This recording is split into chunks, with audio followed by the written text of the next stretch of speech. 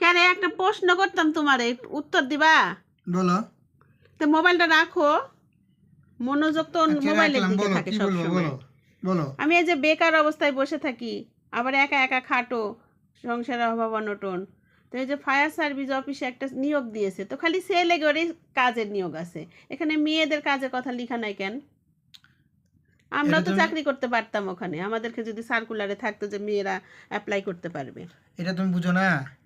কি? তোমরা তো সবসময় মানে বাইরে খালি আগুন লাগানো কাজ তোমাদের। আর আর ফায়ার সার্ভিসে যারা চাকরি করে তারা আগুন নিভানোর কাজ। তো তুমি কখন তুমি এই আগুন ইয়া করবা? তুমি তো সবসময় তো আগুন লাগাতেই থাকো। তুমি ফায়ার সার্ভিস কাজ করবে কখন? এটা বুঝো না।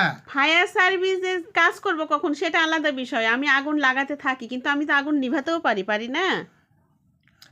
সব সময় তো আগুন লাগাইতেই থাকো, আবার কখন তুমি নিভাবা? ধুর, হুট।